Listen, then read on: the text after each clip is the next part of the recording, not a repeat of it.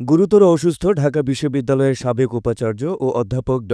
আ আরেফিন সিদ্দিক বর্তমানে ভর্তি আছেন রাজধানীর ইব্রাহিম কার্ডিয়াক হাসপাতালের নিউরোসায়েন্স ইউনিটের আইসিইউতে। পরিবারের সদস্যরা জানান, তিনি বৃহস্পতিবার দুপুর পর্যন্ত সুস্থই ছিলেন। দুপুর সোয়া ২টার দিকে বুথে গিয়ে টাকাও তুলেছেন। এরপর ঢাকা ক্লাবে যান এবং সেখানে দাঁড়িয়ে কথা বলার সময় আনুমানিক ২টা ৪০ মিনিটের দিকে মাথা ঘুরে পড়ে যান তিনি।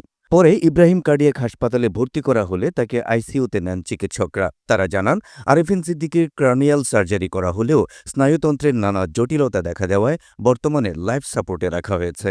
ড. আরেফিন সিদ্দিক ২০০৯ থেকে ২০১৭ সাল পর্যন্ত ঢাকা বিশ্ববিদ্যালয়ের ২৭তম উপাচার্য হিসেবে দায়িত্ব পালন করেন। তার নেতৃত্বে বিশ্ববিদ্যালয়ে ডিজিটাল লাইব্রেরি, নতুন একাডেমিক ভবন নির্মাণ এবং গবেষণা কার্যক্রমের সম্প্রসারণ ঘটে। উপাচার্য হিসেবে অবসরের পর তিনি পুনরায় অধ্যাপনায় ফিরে যান এবং ২০২০ সালের জুনে চূড়ান্তভাবে অবসর নেন।